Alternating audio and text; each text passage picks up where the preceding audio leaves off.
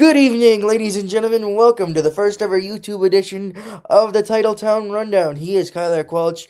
I am joined Motroni. Now, this is normally a show that we do as a part of our college radio station, but we wanted to expand it into the summer as it would be a long way to go with not talking about sports, especially in this city of Boston, before we head back to school in the fall. Kyler, not many teams are as active as we were hoping heading into this edition of the podcast on this Wednesday, May 13th, with both the Celtics and Bruins being eliminated.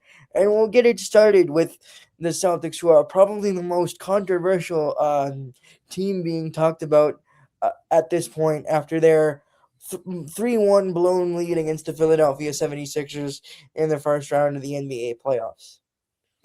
Yeah, sure. I'll start it off with a couple of my thoughts. What an absolute joke! Because this is the Titletown Rundown, in which we talk about the teams from Titletown. We expect a championship, especially from Jalen Brown, who was phenomenal all year. Listen, they started off pretty slowly, um, but I look at this as kind of a disappointment because they really started to come on at the end of the year. They're playing great basketball. They got to, but as you mentioned, they're too reliant on the three ball. I am gonna sound like I'm a 50-year-old from Boston, but you gotta drive the basketball at some point.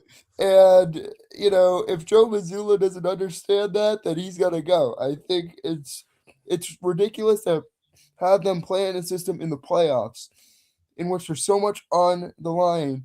Yes, they only needed 1-3, but they could have easily driven it and gotten a foul and gotten the old school three. So I think, and then all of a sudden they're having to foul because Philadelphia is hitting their stride. They let Philadelphia get back into the series, and then they kind of got that momentum from that.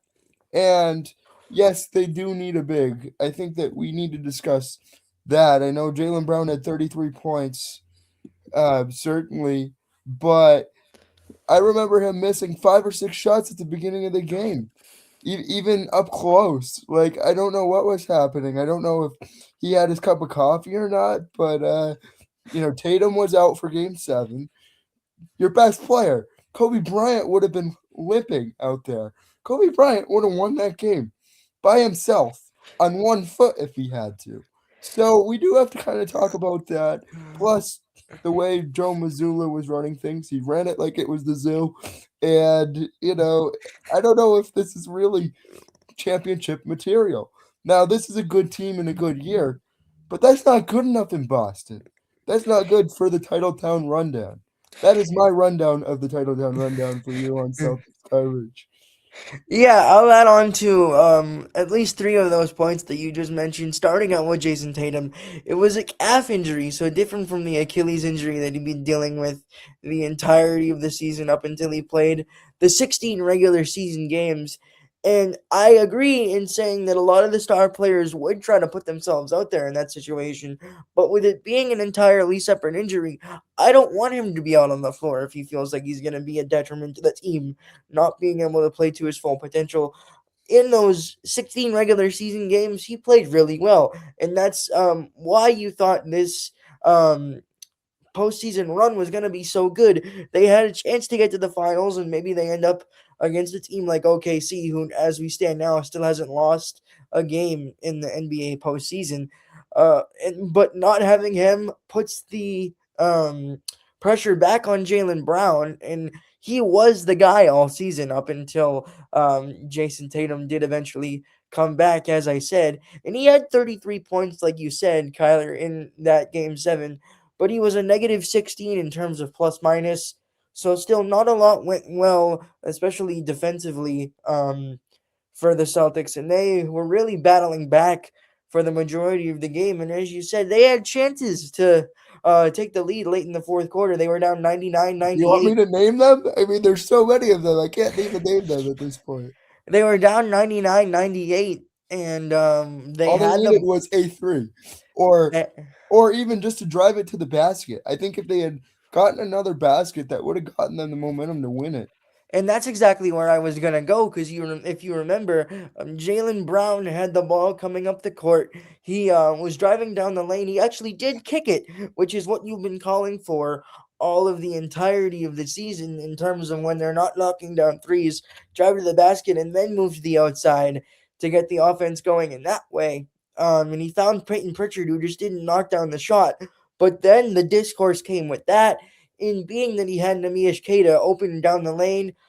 He elects not to go to it, and then post Game 7, where Jalen Brown has become that much more controversial with his Twitch streams postseason after the Celtics were eliminated, he said 100 times out of 100 he would have gone to Peyton Pritchard, because he's been that guy for the Celtics, as he has been um, all season, especially without Jason Tatum. He was a great I hate that second. mentality. He was a great Uh, secondary. He was a great Have them secondary. open in the post. Yeah, I tend to agree with you, especially after looking back at the play. And I think that you're right. Getting the lead would have gotten the crowd going that much more, and it would have just built so much more momentum. But that's where a lot of the other controversy comes with Jalen Brown, and what he said off the court at the end of this season is really interesting to me, especially knowing that he says this has been his favorite season of his career, despite winning a NBA title in 2024, where he was the Eastern Conference Finals MVP and the Finals MVP. Well, I think this brings something up, Joey, which is why you're a great host. Of Boston sports talk has been talking about Jalen Brown and Tatum needing to split up because they're both going to want to be the guy. You know why this is Jalen Brown's favorite year? It's because Because he he wants was to the be the guy. guy on He the was the worst team in guy. the league, and we're gonna laugh at him in 3 years when we win another championship. I I honestly feel like Brad Stevens. Okay, I got to give Brad Stevens so much credit. He did not have a lot of money to work with this year, and he still got them to the playoffs. All right, and they were the second best team in the Eastern Conference. So to say there was a complete failure is not great either. I just can't see them losing in the first round like that. That's kind of unacceptable to me. And I think a lot of that falls on Missoula and on the players to execute. Yeah, But I that's think it. but I think Brad Stevens has been an absolute genius. I wouldn't mind if he started coaching as well because we need somebody who knows how to coach on the sidelines. Popovich, I know that he could he return on a limited capacity. I mean, seriously. Phil Jackson. I mean, we need a little Phil Jackson. I think we need Pat Riley. As long as we have the AARP card for him, I think that would be okay. But no, I'm joking. But listen, I think we need a little bit of old school coaching. That's why I liked Ime Udoka as much as that's gonna raise eyebrows. Because he kind of coached the Popovich way, the old school way, and I thought that Tatum and Brown really knew their roles within the team. So Ye- I think they need to know what their roles are again because I think with having a Missoula, he fires you up, but he doesn't kind of show you what your roles are and show you other ways to kind of play the game when those shots aren't falling. Yeah, absolutely. We know how Joe Mazzulla works. It is the law of averages in terms of shooting those threes, and it's clear that they didn't go away from that as much as they should have, especially looking at how the game ended. They shot 26% from three in that game 7, and obviously I mentioned already Peyton Pritchard had those chances to take the lead, and the shots just didn't fall, which is okay. That's going to happen where you're going to have rough shooting nights. It just happened to come at the least opportune time in Game 7 against Philadelphia. And just going back at it, I don't think they started out the way that they wanted to. I put in our notes leading up to this that Oh, it that was a was a joke. That first quarter was it not was a like I think a toddler could have hit a basket in that game. It was horrible. They came out. Brown was shooting it all over the place. Pritchard was shooting it all over the place. Like Pritchard, it was like Derek White, I think, who finally hit a shot, and I'm like, hallelujah. Yeah, Derek White, to his credit, had his best game when it mattered most. It was just unfortunate that it didn't end up mattering in the end with the 9 point loss. But as I was saying with the lineup, Luca Garza and Ron Harper Jr. Bring a good energy as players for this Celtics team and the Stay Ready group that Joe Mazzulla has But dubbed they're it. not starters in my opinion, and I would argue that that was kind of not a great coaching move by I, I Missoula. I agree in a sense that it isn't a great coaching move, especially in hindsight, looking how it ended up.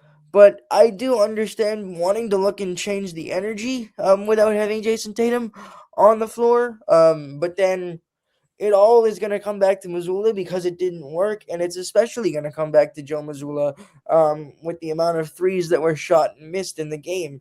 And when I look at that from a widened perspective, what that shows me is that I don't know if Joe Missoula is going to be able to change, despite the fact that we might see roster changes, whether it's a trade of Jalen Brown. I would prefer if we have to trade one of the two-star players. I'd love to hang on to Jason Tatum, especially after No, showing I would trade Tatum. you would rather trade Tatum. Interesting. Okay, Yeah, because I'll let you get he's into not that. playing. He's not playing in Game 7. I understand that there's another injury. You don't want to aggravate it. It's Game 7 of the playoffs. If it was regular season against the Washington Wizards, sure, I would not care at all. But this is Game 7 against Philly. Like we have to bring it against that team, and we're not having somebody who can really defend Joel Embiid. As much as I crap on Embiid, I think he's a great rim guy, but they don't really defend him well, and so you need that Jason Tatum type of guy out there. And their offense kind of catered to Tatum once he came back anyway, so they really needed him to be out there, and he wasn't out there. And I know that's frustrating. I know they're being careful with him. I know that. But after last year's heartbreaker and how we gave up the series, we needed Jason Tatum to be Jason Tatum. The NBA is about the stars. You can talk about hockey, how it's a team sport, baseball, team sport, football, team sport. But in the NBA, it's LeBron James. It's in the old days it was like LeBron, Paul Pierce, uh, Dirk, KD, Chris Paul, like all these guys, and now it's like, and now you got like Shea Gilgis and Luca and some of these other younger guys, Tatum, if you will, and Jokic, and it is about those guys being on the floor. It really is. Like Joel Embiid kind of took over in that Game 7. I want to see Joel Embiid versus Jason Tatum and Jalen Yeah, Brown. I absolutely do understand that side of the story, and I think that because of the reason he didn't play, I don't think it was his decision and he just decided, oh, I'm gonna leave my team hanging and not play in Game 7. I think there's more to that calf injury than we might know. And you look at it in comparison to Joel Embiid, knowing now that the Sixers got swept by the Knicks in 4 games in the second round.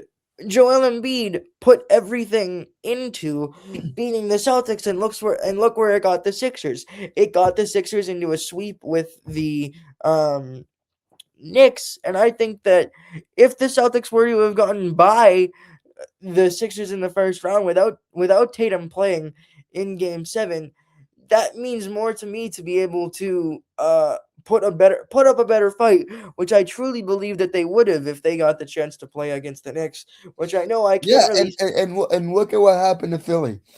The Knicks beat that them. that that's So my point. I'm saying that if they were to have gotten by, which they could have, they very much could have, and they probably should have, knowing how they shot in the game, which we've already discussed at nauseum. But I think that having a healthier Tatum, I should say, would have made a difference. And they rolled the dice to not play him, and it didn't end up playing out. But maybe it ends up being better that he gets the chance to work out that calf injury earlier. Yeah, I agree with you, but if I'm a Boston sports fan, I can't go easy on them because this is the Titletown Rundown. This is Boston sports. We have to hold them to a little bit of a higher standard. Now, am I proud of Tatum and or Brown and Missoula for getting them as far as they did this year without Tatum? Absolutely, but Yeah, absolutely. It turns into a season where we thought the Eastern Conference Finals and Finals were going to be nowhere near where we were, and then we were going to be lucky to get into the play-in at the start of the season because we didn't know if we were even going to get Jason Tatum at all, and then you ended getting into the postseason with a healthy Tatum playing 16 games in the regular season, and then the first round doesn't work out the way you want to, but you knew how good the Celtics could be, which is what part of makes it more frustrating that they didn't get out of that first round, but they won two of the games that they did by 32 points each. So it just shows you how up and down the Celtics can be, they which need to brings play more consistent which basketball. which brings me back to Joe Mazzulla because I don't think living and dying by the three is a consistent way to win basketball games, and especially when you're going up against the top teams in your conference. Once you get to the playoffs, it becomes that much more imperative that you have a consistent play style that works. And living and dying by the three didn't work. Let Um, me let and me ask back to you this: how would you go about the offseason if you're Brad Stevens? I think one of the things that you said, you do have to go after a big man because you saw a guy like Nikola Vucevic, who you traded Anthony Simons for in the around the deadline of the NBA season. He didn't play in Game 7, just a straight up DNP, and a guy in Simons that really could have given you scoring when you needed it if you take back that trade. Obviously, I know you can't do it, but just comparing the two, what you can think about what Simons would have given you, especially without Tatum.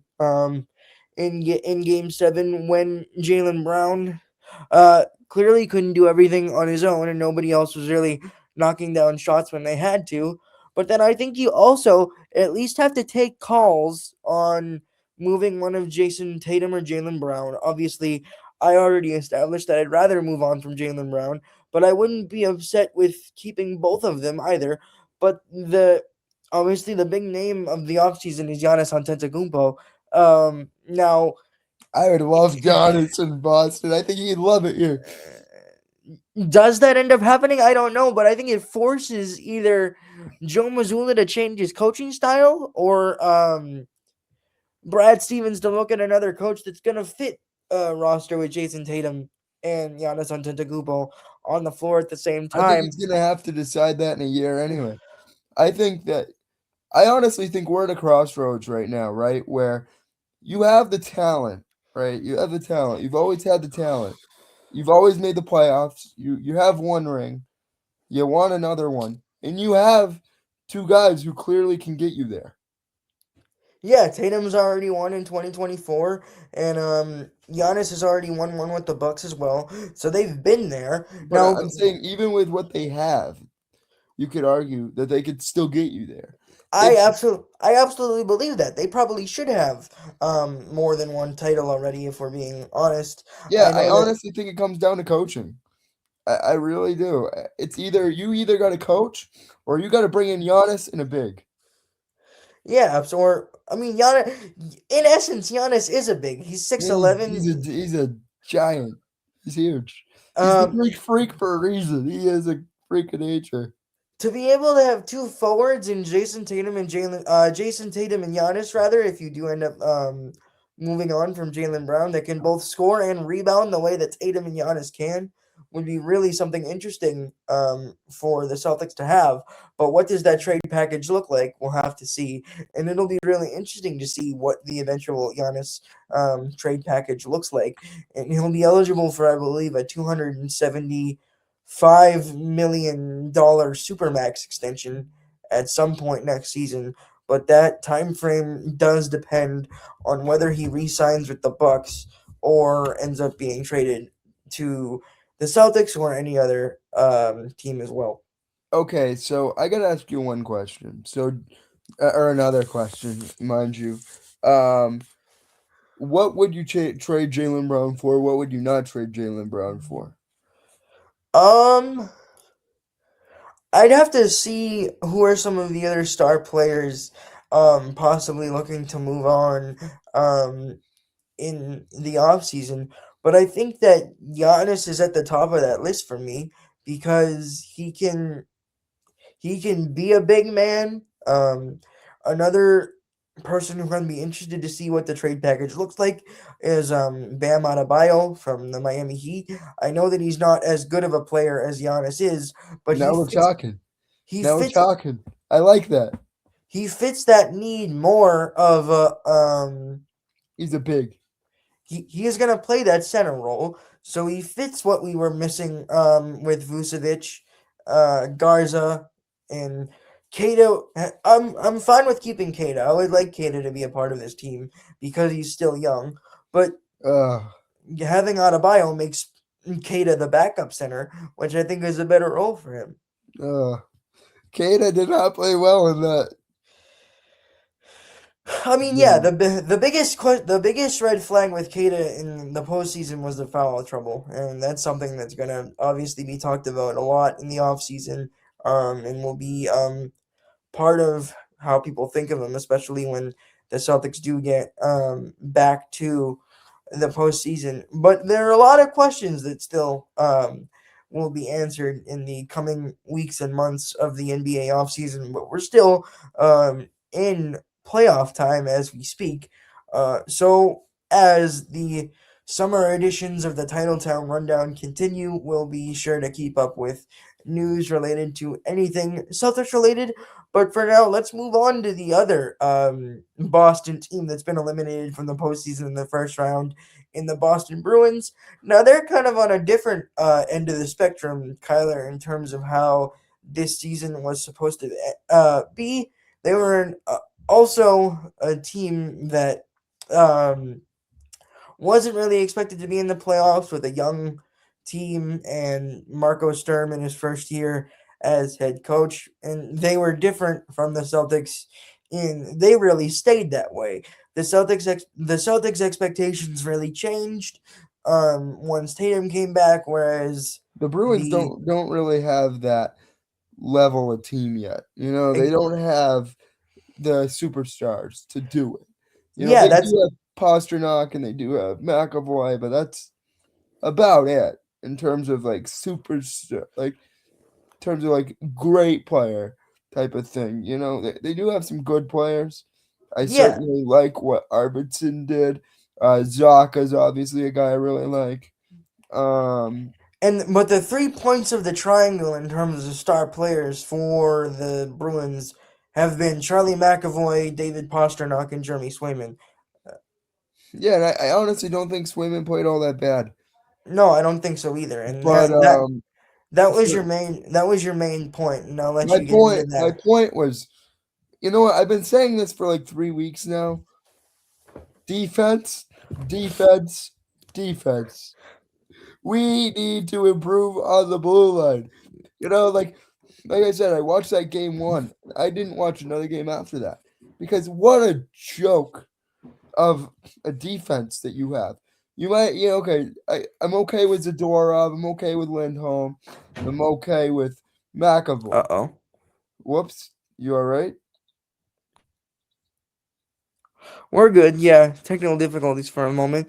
I lost you there for a second, No. So what I was going to but say is, hello. Can you hear me? we're good. Okay. So what I was gonna say is I like what McAvoy is. I like a little bit of that Russian physicality out of Zadorov. I've always liked Lindholm. Um, but Hampus Lindholm, you mean when you're yeah, saying that? Hampus, Okay. Hampus to Okay. be on defense because we're talking about defensemen. So on that decor, I really liked those three, but certainly the rest of it is a joke. Um, Peak Lori, like, can I play defense for this team? Because I think I could probably block shots a little bit better. Um, but I really just think we need to think about who are we going to put on this blue line to make this team a championship contender. Is Don Sweeney enough as a GM? Uh, I think he is doing an okay job rebuilding it. Okay, I am giving him I give him a little bit of a hard time because he hasn't ever really won here, but he certainly put some good teams together. I honestly think that he's better than we give him credit for. But when are the Jacobs family and Cam Neely going to say, let's revamp this defense to win a championship? I honestly think we also need a little bit more help offensively too, but I'm not Yeah. really worried about the offense at this point when you can't even have a defense that can shut things down. What was great about Merrimack hockey this year is you had a good defense and you had a good goaltender. That's what wins championships. It's not Hmm. all about being flashy on offense. Pasternak can be Pasternak. You got Elias who kind of stepped up when he needed to. I really liked Arvidsson. Zaka is Zaka. Like, you have the pieces there. I just think that we break down on defense too easily. And it took one hard rush of Buffalo to get 3 goals in like 5 minutes. I mean, it was ridiculous. And that's how the series started. And we knew it was going to end that way because of the lack of reliability back there. And poor Jeremy Swayman, okay, he made a couple of bad mistakes throughout the series.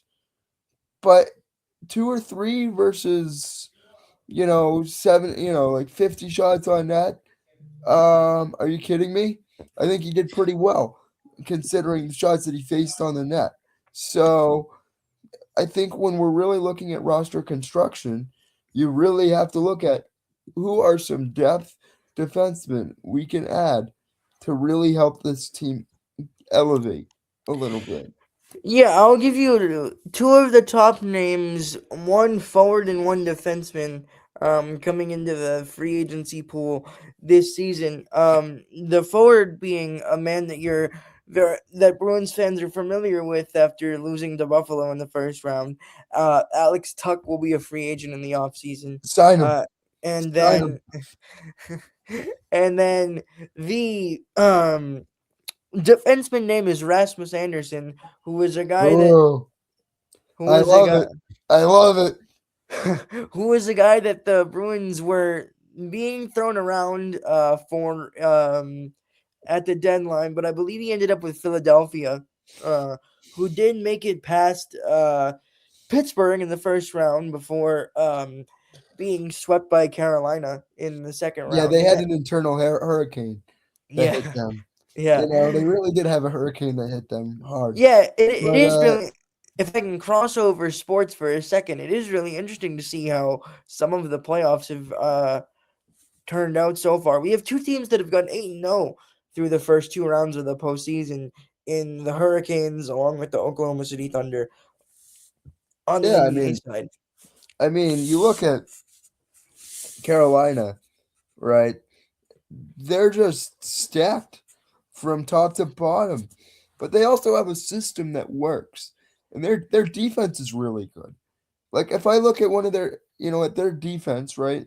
I know David Turilli and I were looking at um kind of what their defense looked like, and there was not one defenseman that I said, I don't think that guy can't defend. So what does that tell you? And Frederick Anderson has stepped up, I believe, as well. He used to be somebody Bruins fans loved because he used to choke in the playoffs um, as a Leafs goalie, but back in the day. But I think, I'm making the point that it's about defense and goaltending in the playoffs. Now, do you need scoring? Absolutely. Um, I'd love to have Alex Tuck and Rasmus Anderson, but you're not going to get both of them. If I had to pick one, I'd pick Anderson. I believe there's quite a few defensemen who are available that I would like to have. Um, and I think that Andrew Peak and Mason Lohrei are guys that just make me scared out there, and that's just not sustainable hockey. If you're talking about a championship, hmm um, I'd also love for Max Lundgren to be the goalie, Uh, but that's another story for another time. You're gonna hear a lot about Merrimack on the Titletown Rundown, as we do like to cover it during the school year as well. But any breaking news we get during these summer episodes as well, we'll get to. But as you mentioned, Max Lundgren, a name that's now connected to the Boston Bruins after he signed a 1 year entry level deal after his outstanding performance for the eventual Hockey East champion Merrimack College Warriors. That sounds great to say. Uh, but yeah, I mean, there are still plenty of holes to be filled within the Bruins team as a whole. But this is kind of just phase one of the rebuild, and the fact that they were already able to make the playoffs is a step in the right direction. Yeah, I'm actually looking at different guys who are potentially available. Mm-hmm. Um, as you said, Rasmus Anderson, obviously. How about John Carlson? That's a veteran guy that You definitely needs know, to. I know that he's old, but I've watched him play forever, and I still think he would be a valuable depth piece who's affordable for this team.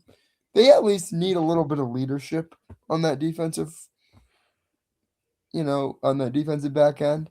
I wouldn't be if Yeah, I wouldn't be against it. He is 36, but I love Carlson. Always will. Um but honestly, I also think, if you really want to go out there, how about potentially Klingberg? sure, that could work as well. Potentially. I mean, that's potential, but like I don't We're, know. Truba's available, and literally yeah, anybody. I'd literally take 36-year-old Carlson over Laura and Pete combined. So yeah, like that's how bad I think their decor is. I think they're so bad that I'm willing to take a 36-year-old defenseman yeah. over their guys. They do have some expensive previous AAVs on the NHL side with Truba and Carlson, both ending up at 8 million AAV in their last contract. But obviously now on the But now they're going to be a little cheaper. You can probably get them a little cheaper. They're both guys that have been around forever. Why not? yeah, I'm sure you Why could. not at this point? I I'm mean, it doesn't hurt. yeah. I mean, I'm sure you could get them for cheaper, but we don't know really what kind of money Don Sweeney's gonna be working with this off season. Hey, Let me I'm just providing options here let in a let me conversation. Out let of me all get of those names, which two would you like to have and why? if I had, I mean, like you said, I still think the top two are Rasmus Anderson and Alex Tuck.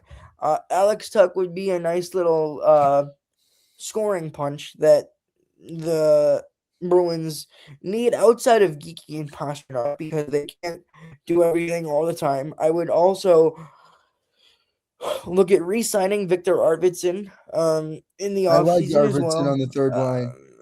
Absolutely. And then we're gonna get a full season of James Higgins, which is gonna be interesting to see as well. Sorry, James. No, okay, I'm kidding. Again, Merrimack pride takes over when it's like I get confused. But he doesn't play for BC anymore, so we're good. But Just to get the numbers before we yeah. move on, as of today, the Bruins have roughly 16.4 million in projected cap space heading into the 26-27 season, with their projected cap at 104 million. So they have flexibility to add to the roster. And we mentioned some of the key free agents they'll be looking at, and we'll continue to provide updates in future Sorry, I added episodes. you a little bit more detail, Joey. Just wanted to. No, not a problem at all. We will move on to our final segment of this first YouTube edition of the Titletown Rundown with the Boston Red Sox, who haven't really moved a whole lot since the last time we talked. Still hovering around the basement of the American League East. We're coming off of a series that was cut short against the Tampa Bay Rays, losing 2 out of 3, but also the fourth game wasn't played due to a rain postponement, and they have two more left of a 3 game set with the Philadelphia Phillies coming up after a 2-1 loss last night. It was again, Kyler, to me, a case where the pitching was fine, and that was going to be the strength of the team going in. We knew that. Obviously, now injuries have change that up a little bit. Sonny Gray coming back for his second start since coming off the IL, and we're still without Garrett Crochet. But what it comes down to, especially looking at last night, was just the offense not being able to produce. Yeah, and listen, when it comes to this Red Sox team, I am a little disappointed. I'm not gonna lie. I think we expected better. I actually think this lineup really wasn't supposed to be that bad. I feel like a lot of it comes down to how this has been managed. I think the bigger story is Craig Breslow versus Alex Cora. Sam Kennedy smiling, telling the fans how wonderful everything is. Hi. Well, it isn't wonderful. This is the title town rundown, like I said. This is the title town for championships. This is unacceptable. We haven't been in the playoffs since Schwarber was here. Oh yeah, we should have re-signed him, by the way, because he's been the best, one of the best power hitters in baseball since. So I look at this as ownership needs to take ownership, or they need to retire to the beach or something, because this is this is getting ridiculous. I don't think it was really about the manager. I think it was about analytics, like we talked about in basketball. Analytics, analytics, analytics. How about we get some line drives, get some offense going, and then we can worry about hitting the home runs later. Because we aren't really built to hit home runs. We need to play a little old school baseball if we want to win games. That is Yeah, the way this roster is constructed right now. yeah. And I mean, and injuries have definitely affected things too. Like our ace is on the shelf. Contreras just came back. Story's been hobbling around, and that hasn't been great either. mm-hmm, So, but he's also been a story for speaking out against the Alex Cora firing. mm-hmm. So yeah, I think those are all things that contribute. Yeah, absolutely. I mean, looking at the home runs, they've been consistently at the bottom of the league to start the season, and that, like you said, it's not really how they should be playing. And I think that on the manager side of things, Chad Tracy was for sure a good decision. I think in terms of who, I'm not gonna say it was a good decision to either fire or stick with Alex Cora. I understand the decision, as as you've mentioned multiple times today, Kyler. This is Titletown, so there is a different set of expectations when it comes to Boston sports. I'm But emphasizing it because I'm frustrated. That's why. exactly, and I think that a lot of Red Sox fans are frustrated with how the season has started. But I think that Chad Tracy brings a different connection to this Red Sox roster. Coming as the former manager of the Worcester Red Sox, the AAA affiliate for Boston, he's managed 14 of the 26 players on the 26-man roster so far this season. So I think he's a good guy to have finish out the rest of this season, but I don't know if he's going to be the manager of the future. That uh, still leaves to be decided. Who would you like as a manager, just for fun? Oh, man, I'm not really sure. I mean, names that I've heard thrown around are David Ross, He spent time I would obviously. love David Ross, by the way. I think he brings a little fire to this team too, like Yeah. in that winning culture because he was a part of the Bearded Brothers Yep. in 2013. He's got limited managerial experience, only having a couple seasons with the Cubs before Craig Counsell made the move over to Chicago. But Rocco Baldelli, another former Red Sox who spent time as the manager of the Twins, who admittedly didn't have great seasons, so I wouldn't be shocked if there's some skepticism if they do end up going with Rocco Baldelli. But my fear ultimately becomes with the Red Sox is, does Craig Breslow find a manager that is more analytically suited to how he wants to play? Um, and do we not really get much of a change when it comes to the Red Sox? Which I think then comes down to an opportunity for John Henry and Tom Warner as ownership to make a change, and maybe if nothing gets better towards the end of this season, this is the end of Craig Breslow. But then it goes back up to John Henry and whoever he decides to become the chief baseball officer. How Is he much gonna money? spend though? When is he gonna spend? That's exactly where I was going. Is how I'm much? sorry, but this is getting ridiculous. How many times do we have to change personnel? Okay, winning leadership starts with clear communication about what the expectations are, Yeah, and it absolutely. trickles down. That Hmm. is how you win championships. Yeah, and I mean, I don't think that Craig Breslow is really going to change his philosophy because it's kind of ingrained in his head. As you said, he spent a lot of time in analytics before becoming uh, the chief baseball officer. He could go But back to economics for all I'm concerned. it was a similar thing with Heim Bloom and just not being able to have the money to work with, which then does go all the way back up to John Henry. And my worry continues to be is the Sox seem like they're destined to operate like a small market team for a next stretch of time, and whether or not something changes in that time remains to be seen. But I don't see John Henry selling the team anytime soon. Everybody's calling for it. But listen, I think I never call for a boycott. I always believe that they'll eventually figure it out. But it might be time to not watch as much so that their viewership goes down and they have to do something to get revenue to come back up.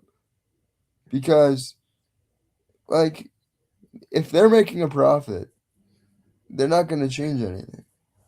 That's a that's a very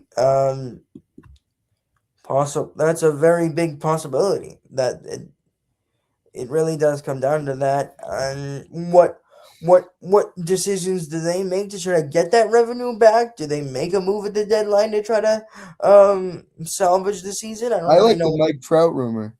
that. See that we I was thinking about bringing that up, and I'm curious what your thoughts are on that. I'll give the I floor to think that you. would change it around. It'd be like Bregman 2.0 on steroids. It really would. I think they need that leader, that guy that say, "Hey, I want to win before Hmm. I retire. Let's turn Yeah, this thing around." And you know what? yeah. Every one of them would want to play with a guy like him because they grew up watching him. So, absolutely. I don't see any reason why we shouldn't. But again, ownership, money, that's the only thing I question. What the I mean, I'm interested to see what that trade looks like. Obviously, Jaron Duran's been a guy that's been thrown around in a lot of trade rumors. Honestly, it would have to be Duran.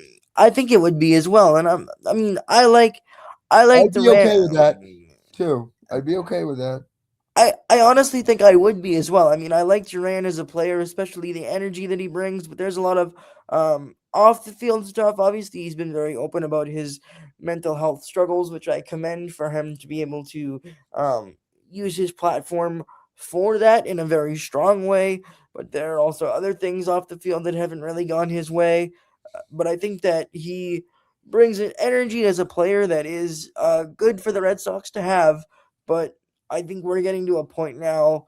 where changes do have to be made, and maybe a trade involving him is one of the first dominoes to fall. That remains to be seen. But like you've said, without having Alex Bregman, the main veteran presence then falls onto Trevor Story, who really hasn't shown up that much this season. So, how much do the players really think they can go to him for help when he's doing so much of the struggling on his own? I think he'll heat up in June like he did last year. That would be great. I would love for that to happen. But I also might think it might be time for him to go because he has been in the middle of the drama. hmm he obviously was the They one to need to really. shake up their leadership core is what they need to do. Yeah, I think And I hate to say that, but go ahead, Joey. you're right, and I think this will go back to some of the injuries as well, and it'll be some of my final thoughts. Um, Without Trevor Story really showing up, some of the leadership fell on Roman Anthony as a 20 now 20. His birthday is today, so his birthday was either today or yesterday, so he's now 22. But my point being that Roman Anthony should not have to be in a leadership role as a 22-year-old in his first full season in the major leagues, and we as a Red Sox fan base had very lofty expectations that the bulk of the offensive power would come from him, and a guy that's still in his first full season in the major leagues, as I said. Yeah, so I think like a Trout would help because I think he would mentor a guy like that. I think he would. He understands what it was like to come into the league young. So I would really be all for that sort of thing. Yeah, I'd be really interested to see what that looks like, and we'll And continue. I just feel bad for Mike Trout, period. Yeah, but I mean, he. This is another aspect of that story that I've heard on social media and around the Boston sports market as well, is that he really hasn't put up much of a fight or an issue with playing in Anaheim or for Los Angeles, uh, the Angels. That is, for that long, he's been kind of content there, despite not really winning very much of anything. So is he really ready to move on, or is this just a rumor? What does it end up turning out to be? Does he eventually get traded? That'll all be soon found out. I think it's interesting because wasn't Michael Felger the one who was Yes, saying yes, that yes. he had sources that were saying watch that link? Yeah, it was, which is So listen, Felger is one of the most respected guys just because he knows so many people who know what's going on. Him and Maserati, Tony Maserati as well. yeah. So, It'll be really interesting to see how that does go. We'll keep an eye on it. I'm sure that the um Red Sox will continue to be a major point of conversation as the episodes of this podcast continue. We'll be sure to keep up with the series no matter how uh worse or better the product gets, but hopefully, and I'm still holding out hope that the Sox can put something together for Chad Tracy and for the team to possibly sneak their way into the postseason. Because outside of the Yankees, the division itself really hasn't done too great. They've been around the area of the Orioles and the Blue Jays for most of the season. which is shocking because these teams improved, you know? hmm So I Yeah, don't know. all right. I feel like that was a great first episode, Kyler. We accomplished everything that we wanted to accomplish, but there's always going to be more news coming in every day when it comes to the Boston sports. We'll be back next Monday for the second episode of the YouTube edition of the Titletown Rundown. Thank you all for watching.